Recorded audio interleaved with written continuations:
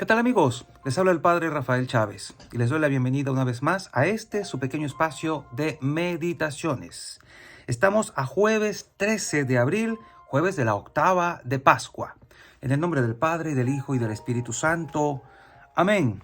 Dios nuestro, que uniste a todos los pueblos diversos en la confesión de tu nombre, concede que quienes renacieron en la fuente bautismal tengan una misma fe en sus pensamientos y un mismo amor en sus obras. Por nuestro Señor Jesucristo, tu Hijo, que vive y reina contigo en la unidad del Espíritu Santo, y es Dios, por los siglos de los siglos. Amén. La primera lectura está tomada del libro de los Hechos de los Apóstoles, capítulo 3, versículos del 11 al 26. Como el paralítico curado por Pedro y Juan no se les despegaba, todo el pueblo asombrado corrió hacia ellos al pórtico de Salomón. Al ver a la muchedumbre, Pedro les dirigió estas palabras: Israelitas, ¿por qué les causa admiración esto? ¿Y por qué nos miran de ese modo, como si por nuestro poder o nuestra virtud hubiéramos hecho andar a este hombre? El Dios de Abraham, de Isaac y de Jacob, el Dios de nuestros padres, ha glorificado a su siervo Jesús, a quien ustedes entregaron a Pilato y a quien rechazaron en su presencia cuando él ya había decidido ponerlo en libertad. Rechazaron al santo, al justo, y pidieron el indulto de un asesino. Han dado muerte al autor de la vida, pero Dios lo resucitó de entre los muertos, y de ello nosotros somos testigos. El nombre de Jesús y la fe en él es lo que ha robustecido los miembros de este hombre, al que están viendo y todos conocen. Esta fe es la que le ha restituido completamente la salud, como pueden observar. Ahora bien, hermanos, yo sé que ustedes han obrado por ignorancia, de la misma manera que sus jefes, pero Dios cumplió así lo que había predicho por boca de los profetas, que su Mesías tenía que padecer. Por lo tanto, arrepiéntanse y conviértanse para que se les perdonen sus pecados y el Señor les mande el tiempo de la consolación y les envíe de nuevo a Jesús, el Mesías que les estaba destinado, aunque Él tiene que quedarse en el cielo hasta la restauración universal, de la que habló Dios por boca de su profeta desde muy antiguo. En efecto, Moisés dijo: el Señor Dios hará surgir de entre sus hermanos un profeta como yo. Escuchen todo cuanto les diga. Quien no escucha al profeta será expulsado del pueblo. Y todos los profetas a partir de Samuel anunciaron igualmente estos días. Ustedes son herederos de los profetas y beneficiarios de la alianza que Dios hizo con sus padres cuando le dijo a Abraham: tu descendencia será fuente de bendición para toda la humanidad. Para ustedes, en primer lugar, ha resucitado Dios a su siervo y lo ha enviado para bendecirlos y ayudarlos a que cada uno se aparte de sus iniquidades. Palabra de Dios, te alabamos, Señor. Salmo 8. Señor Dios nuestro, qué admirable es tu nombre en toda la tierra. Señor dueño nuestro, qué admirable es tu nombre en toda la tierra. ¿Qué es el hombre para que te acuerdes de él, el ser humano, para darle poder? Señor Dios nuestro, qué admirable es tu nombre en toda la tierra. Lo hiciste poco inferior a los ángeles, lo coronaste de gloria y dignidad, le diste el mando sobre las obras de tus manos, todo lo sometiste bajo sus pies. Señor Dios nuestro, qué admirable es tu nombre en toda la tierra. Rebaño de ovejas y toros, y hasta las bestias del campo, las aves del cielo, los peces del mar, que trazan sendas por el mar. Señor dueño nuestro, qué admirable es tu nombre en toda la tierra. Y el Evangelio está tomado de Lucas, capítulo 24, versículos del 35 al 48. Cuando los dos discípulos regresaron de Emaús y llegaron al sitio donde estaban reunidos los apóstoles, les contaron lo que les había pasado en el camino y cómo habían reconocido a Jesús al partir el pan. Mientras hablaban de esas cosas, se presentó Jesús en medio de ellos y les dijo: la paz esté con ustedes. Ellos, desconcertados y llenos de temor, creían ver un fantasma. Pero él les dijo: no teman, soy yo. ¿Por qué se espantan? ¿Por qué surgen dudas en su interior? Miren mis manos y mis pies. Soy yo en persona. Tóquenme y convénzanse. Un fantasma no tiene ni carne ni huesos, como ven que tengo yo. Y les mostró las manos y los pies.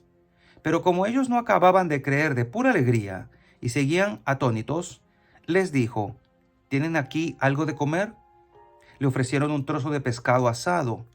Él lo tomó y se puso a comer delante de ellos. Después les dijo: lo que ha sucedido es aquello de que les hablaba yo cuando aún estaba con ustedes, que tenía que cumplirse todo lo que estaba escrito de mí en la ley de Moisés, en los profetas y en los salmos.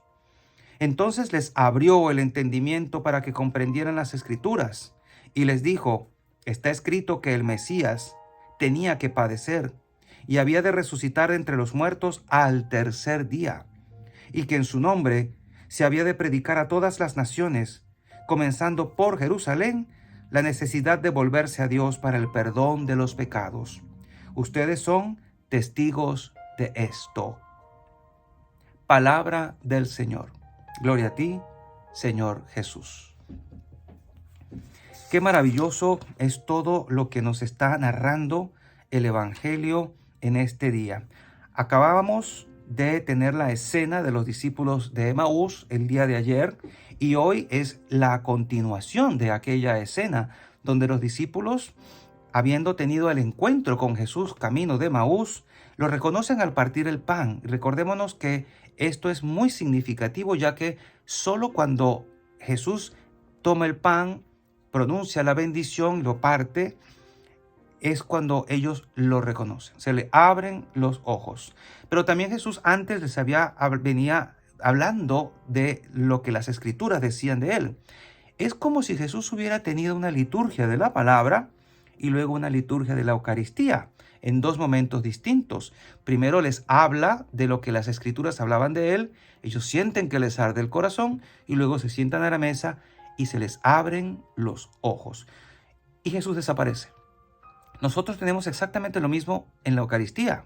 No necesitamos ver a Jesús allí tal cual como lo vieron los discípulos en aquel momento, porque nosotros lo reconocemos. Y de ahí la importancia de saber a quién tenemos en el altar. Jesús está presente en cuerpo, sangre, alma y divinidad. Es Jesús en presencia real, está allí. Y después de una liturgia de la palabra, donde escuchamos la palabra de Dios, ya no solo el Antiguo Testamento, sino el Nuevo, porque ya lo tenemos. Luego, a través de las palabras de consagración, tal cual como la dijo Jesús en la última cena, Jesús se hace presente y lo reconocemos allí. Esto fue lo que pasó en Emaús. Y luego ellos corren a notificar lo que les había pasado, su experiencia de un Jesús post-pascual que no era fácil reconocer. Y luego Jesús vuelve a aparecérseles. Esto es muy hermoso. Autores ateos o simplemente historiadores han afirmado de que esas apariciones eran fruto del deseo o de la histeria de los discípulos de volver a tener a Jesús, pero nada más falso ni loco, porque los discípulos estaban desconsolados, no estaban histéricos, simplemente estaban tristes, porque Jesús, su Mesías, se lo habían matado y estaban como queriendo tratar de asimilar todo lo que les había pasado. Algunos tal vez estaban pensando: ¿qué vamos a hacer ahora? ¿Volvemos al lago? ¿Volvemos a pescar? ¿Nos dedicamos a la pesca como antes? Mas, sin embargo, Jesús, al tercer día, el mismo día de la resurrección, celebra su segunda misa, por decirlo así, en Emaús, y luego se les aparece a todos los discípulos que no terminan de creer, dice aquí, de pura alegría.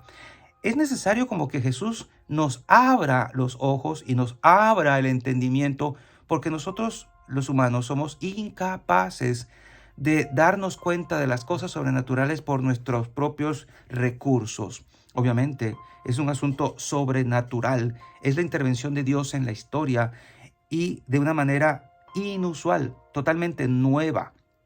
Es interesante ver cómo aquí Jesús se les aparece y les da el regalo pascual de su paz. La paz esté con ustedes. Cuando Jesús se aparece, siempre va a dejar la paz. Aun cuando uno se sorprenda y le parezca tener o crea tener miedo, porque puede que ante lo sorprendente, lo sobrenatural o desconocido, uno tienda a tener temor, y ellos desconcertados, dice aquí, llenos de temor, querían ver un fantasma. No es normal que un muerto vuelva a la vida. Aunque Jesús les había dicho ya que eso iba a suceder, parece que no terminaban de entenderlo. Y aún muchos de nosotros, los católicos, no terminamos de entender esto de la resurrección, esto de la vida después de la vida, esto de lo que va a pasar después de la muerte. Por eso hay tanto cristiano temeroso de morirse. Por eso no terminamos de asumir la muerte como un proceso que nos lleva a la verdadera vida en Cristo Jesús. Ella es el punto. ¿De verdad llevamos una vida en Cristo Jesús como para no temer a la muerte? ¿O es que nuestra vida está tan lejos de Dios que de verdad la muerte asusta? Porque no sabemos qué hay más allá. O simplemente pensamos que es un caer en la nada, en el vacío, en lo más oscuro, o le tememos al castigo porque nos hemos portado muy mal. No creemos en el perdón de Dios. Y por ahí podríamos seguir enumerando factores intimidantes. Pero Jesús se aparece y le dice: la paz esté con ustedes. No soy un fantasma. Y muestra aquellos signos que ya decía Santo Tomás en su tiempo, que prueba la resurrección de Jesús por todos los sentidos, por el tacto, por la vista y por el gusto. Porque ya Jesús se le aparece frente a sus ojos, le dice que lo toquen, miren mis manos, tóquenme, convénzanse que un fantasma no tiene ni carne ni huesos, como ven que tengo yo. Y decía Santo Tomás que por el gusto, porque dice el Señor, no tienen aquí nada de comer. ¿De verdad Jesús sentía hambre? Porque ya el cuerpo glorioso no necesita comer nada de aquí abajo. ¿Necesitaba comer Jesús? ¿Tenía de verdad hambre? No comía nada desde el jueves, podríamos decir, viernes, sábado, domingo. Pero no, él no necesitaba eso. Ya en otro pasaje dijo: yo tengo un alimento que no conocen. Y ese alimento es hacer la voluntad del Padre. Ahí había consumado en su totalidad lo que el Padre le había encomendado. Por lo tanto, ¿por qué quiso comer Jesús? Para darles a demostrar a ellos que Él era Él, que no era un fantasma, que este cuerpo podía comer alimento material. Le ofrecieron un trozo de pescado asado. Dice el texto, Él lo tomó, se puso a comer delante de ellos. Qué detalle el de Jesús, el de querer mostrarnos por todas las vías posibles de que es el mismo, de que no es una reencarnación, como algunos podrían asumir. Es una resurrección en el mismo cuerpo. Recuerda, cuando maltrates tu cuerpo, que en ese mismo cuerpo vas a resucitar. Por eso Jesús se dejó ver para mostrar los clavos, el orificio, el agujero de los clavos, sus llagas, sus manos también y pies atravesados, el agujero del costado. Era el mismo cuerpo que estuvo en la cruz, pero ya glorificado. Ese mismo cuerpo con el que tú y yo vamos a resucitar, el que tenemos ahora, pero glorificado. Bendito sea Dios. Entonces Jesús lo prueba ante los suyos de que es Él mismo. Y luego sigue diciendo que era necesario que padeciera. Esto lo entendieron después de que Jesús les abre el entendimiento. Nosotros tenemos que pedir también eso a Jesús, que ante las evidencias nos abra el entendimiento, porque ante las evidencias de este tipo no vale razonamiento, no vale lógica y no vale razón. Necesitamos que Jesús nos abra el entendimiento y poner fe en todo esto para poder terminar creyendo y por la fe asumir todo este maravilloso proceso, todo este maravilloso suceso y acontecimiento de la resurrección del Señor, que hasta nuestros días da mucho que hablar. Y la bendición de Dios Todopoderoso, Padre, Hijo y Espíritu Santo, descienda sobre cada uno de ustedes y les acompañe siempre. Y seguiremos en contacto, si Dios lo permite, a través de este canal. Chao, chao.